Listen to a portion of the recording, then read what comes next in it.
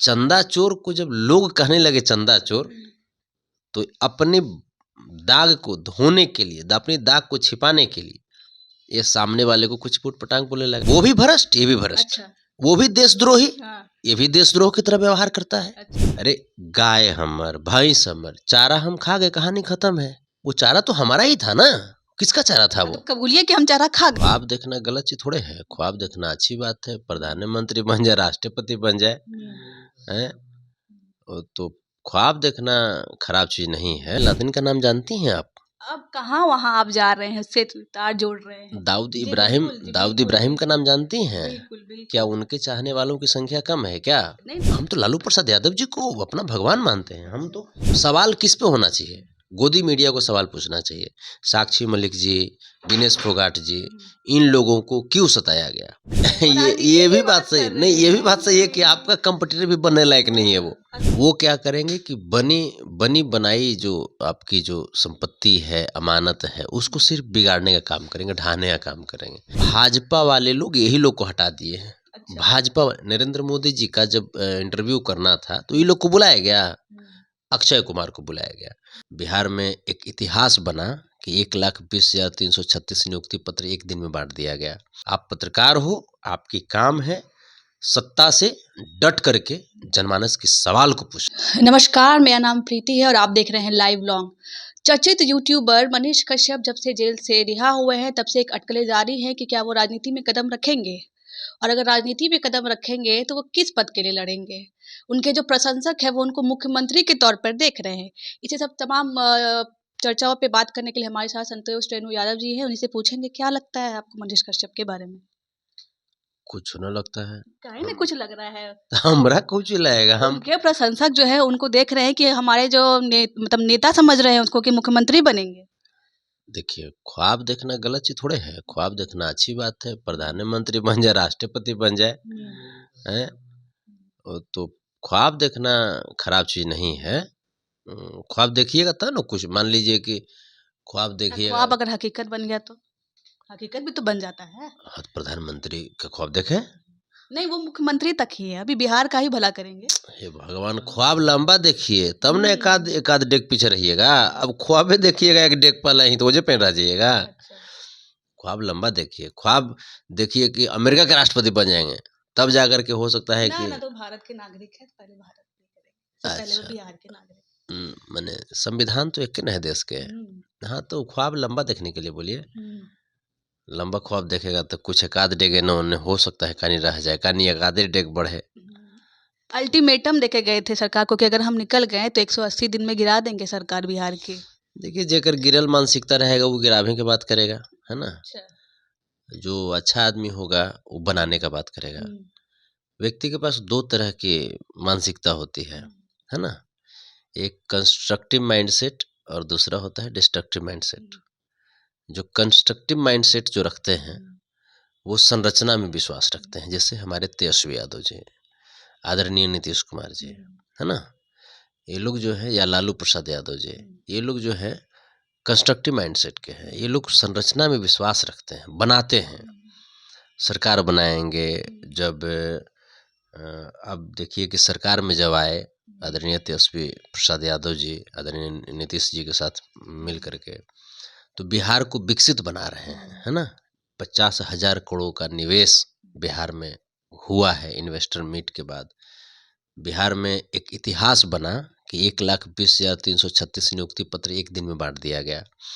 अभी 4,40,000 शिक्षकों को राज्य कर्मी का दर्जा मिल गया। तो ये सब एक कंस्ट्रक्टिव माइंडसेट वाले नेता ही कर सकते हैं। और वो तो चैलेंज दे रहे हैं, कह रहे हैं कि क्या लगता था कि हम रुक जाएंगे। हम वही कह रहे हैं। और दूसरे होते हैं डिस्ट्रक्टिव माइंडसेट।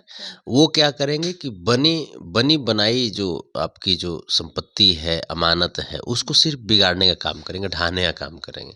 जैसे भाजपा वाले बुलडोजर नीति, बना बनाया घर, मजदूर हमारे मेरे भाई गरीब किसान मजदूर, ये लोग कितना मेहनत करके भाजपा को लेते ही आना है ना। नहीं तो जिसे तक कैसे छोड़ दीजिएगा, कैसे छोड़ दीजिएगा? नहीं छोड़ रहे हैं, जो तो बात ही नहीं बोले भाजपा जो बर्बाद किया देश को, उसको कैसे भुला सकते हैं आप? जिसने देश के लोगों का शांति को छीन लिया, देश के लोगों की खुशहाली को छीन लिया, देश के लोगों के चेहरे से मुस्कुराहट को छीन लिया, घर से अनाज छीन लिया, बेटियों के अंदर जो एक हिम्मत होती थी वो हिम्मत छीन लिया। 3 राज्य में जीत भी गए। वो तो ईवीएम है ना, बस यही रोना ईवीएम है। नहीं, सिर्फ ईवीएम नहीं है, सिर्फ ईवीएम नहीं, एक ईवीएम है, बहुत सारे मुद्दे हैं। एक हुई कि जैसे अखिलेश यादव जी को कमतर आके कांग्रेस के नेता, तो ये भी उसका कारण बना।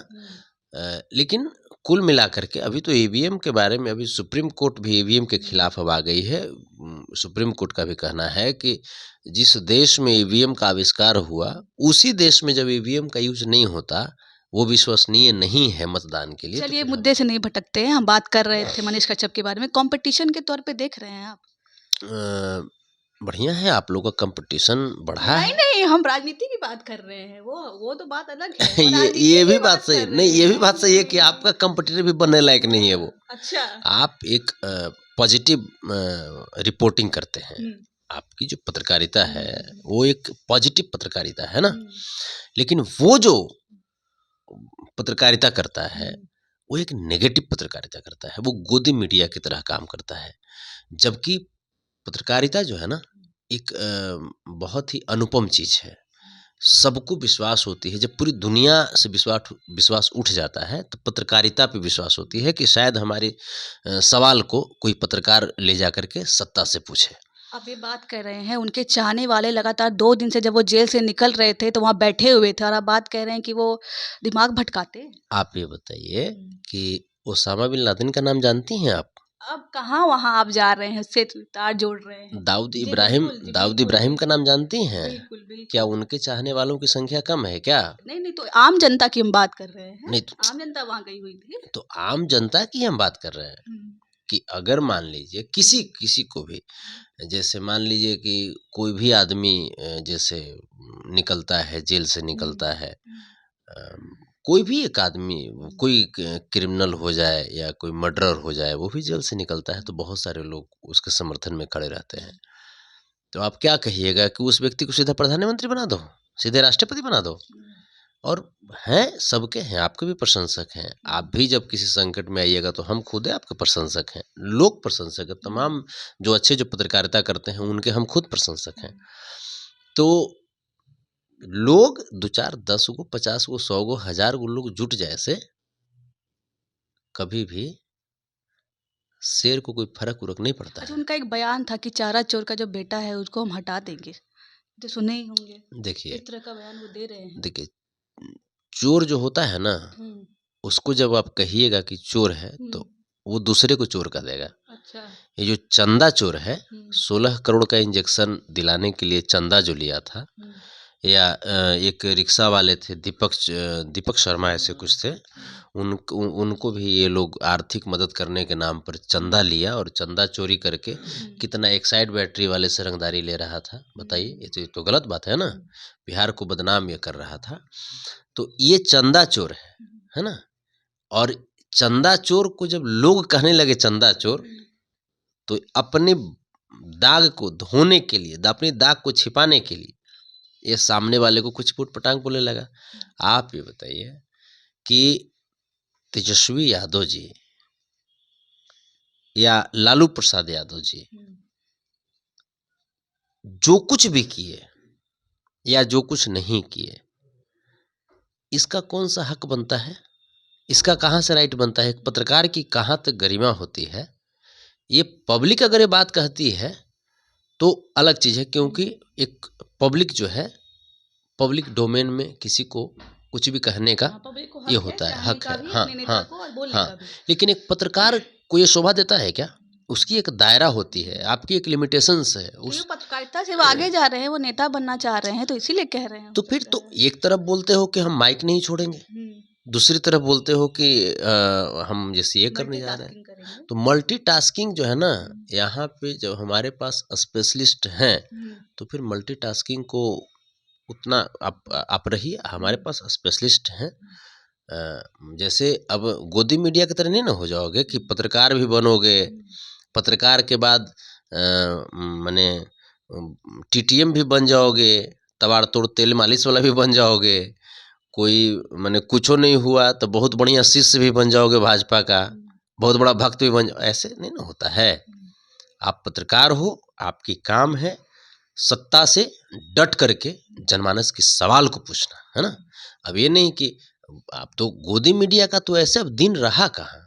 ये से ये जो लड़का है, ये गोदी यूट्यूबर इसको बोलते हैं, ये लोग का दिन रहा कहाँ। अरे तो कह रहे हैं कि हम तो भ्रष्टाचार हटाने के लिए आए हैं, आप कह रहे हैं कि गोदी मीडिया बार बार एक ही शब्द यूज कर रहे हैं। भाजपा वाले लोग यही लोग को हटा दिए हैं। अच्छा। भाजपा नरेंद्र मोदी जी का जब इंटरव्यू करना था तो ये लोग को बुलाया गया, अक्षय कुमार को बुलाया गया, पूछा गया, सवाल लिखवाया गया कि सवाल पूछो कि आम आप काट के खाते हैं कि चूस के खाते हैं। अब तो यही देश का सवाल हो गया। अब तो इन लोगों की कोई जरूरत, मेरे अंगने में तुम्हारा क्या काम है, हैं? इसका कोई काम ही नहीं है। अब ये लोग किसी भी तरीके से अपने फेस वैल्यू को बनाने के लिए कभी तेजस्वी जी को टारगेट करेगा, कभी संतोष रेणु को टारगेट करेगा, कभी लालू जी को टारगेट करेगा। अरे गाय हमर, भैंस हमर, चारा हम खा गए, कहानी खत्म है। वो चारा तो हमारा ही था ना, किसका चारा था वो? तो कबूलिए कि हम चारा खा गए। तो हम खाए, कहानी खत्म है। अच्छा। अब इसमें वो क्यों कहेगा? तोरा से पचेगा, तोरा डाइजेस्टिव सिस्टम खराब हो जाएगा, बुरा है आंतरी पोचोनी सब तो छेद हो जाएगा। सब जने का तने भूसा गड़ेगा तो ये सब माने छेद हो जाएगा आंतरी पोचोनी। कहना चाह रहे कि जमीन से जुड़े हम हैं, चारा आप क्यों खाएंगे? बिल्कुल, गाय भैंस हम पालते हैं, हम गाय भैंस काट करके बीफ थोड़े एक्सपोर्ट करते हैं भाजपाइयों की तरह। गाय भैंस काट करके सबसे बड़ा बीफ सेंटर देश में अगर किसी का है तो भाजपाइयों का है, जाकर पता कर लीजिए। वही भाजपाई तो पूजा भी करते हैं ना, वो तो गाय माता मानते हैं।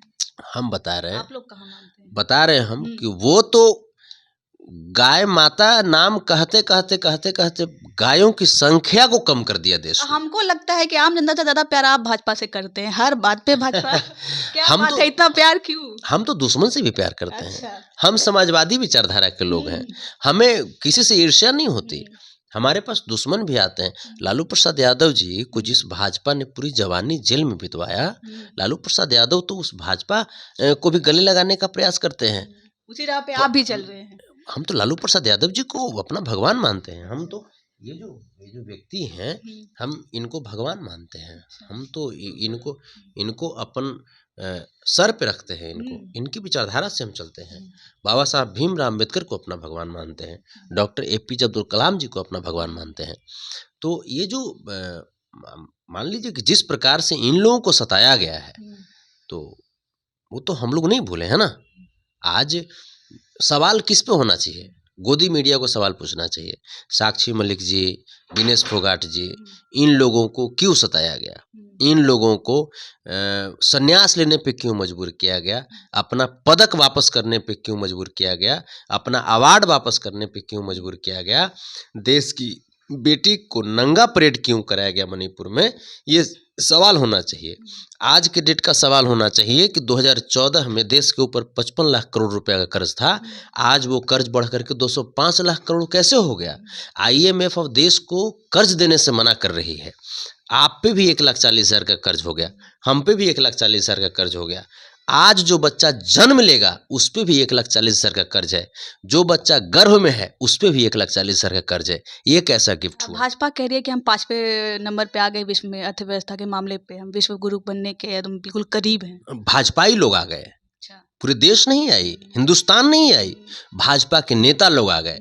आज जो किसान दिल्ली हरियाणा के बॉर्डर पे मात्र 3 लाख करोड़, हिंदुस्तान में समूचे किसान को मिला करके मात्र 3 लाख करोड़ रुपया कर्ज है, वो 3 लाख करोड़ रुपया माफ करने के लिए बोल रहे थे।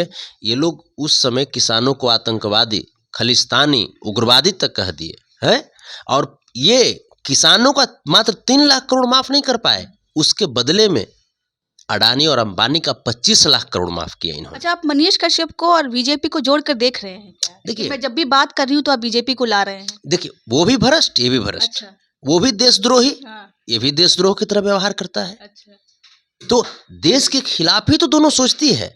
आज देश के गरीब गुरबे, आज जिस प्रकार से आप देख रहे हैं बेरोजगारी का आलम था देश में, ये तो धन मनाइए तेजस्वी यादव जी की, धन मनाइए नीतीश कुमार जी की, कि कम से कम बिहार की धरती पे पूरे देश को नौकरी दिया इन्होंने, पूरे देश को रोजगार दिया। ये धन बनाइए।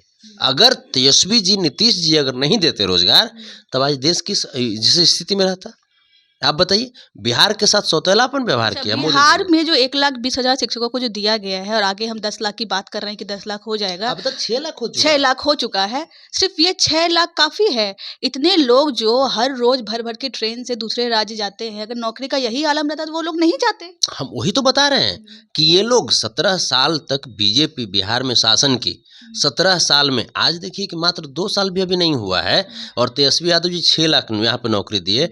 307 कंपनियों का यहाँ पे मीटिंग हुआ, जैसे इन्वेस्ट मीटिंग हुआ और एग्रीमेंट हुआ। अमेरिका के इंटरनेशनल होटल, जो कि अभी तक पूरे देश में मात्र 9 होटल है, हयात होटल, हयात कंपनी की होटल, और वो हयात कंपनी की 5 स्टार होटल बोधगया में खुल रही है। इससे टूरिज्म को बढ़ावा मिलेगा। गरीब गुरबे जो लोग हैं वहाँ पे जा करके दुकान खोलेंगे और उनके लिए रोजगार का जैसे नया नया अवसर पैदा हो रहा है। तो आप ये बताइए कि ऐसा जो काम कर रहे हैं तेजस्वी जी, नीतीश जी, काश वही काम अगर ज़्यादा कुछ नहीं, जो मोदी जी ने कहा था कि हर साल 2 करोड़ सरकारी नौकरी देंगे, उस हिसाब से 10 साल में 20 करोड़ सरकारी नौकरी होता। एक नौकरी से कम 5 लोग का तो जरूर जीवन चलता।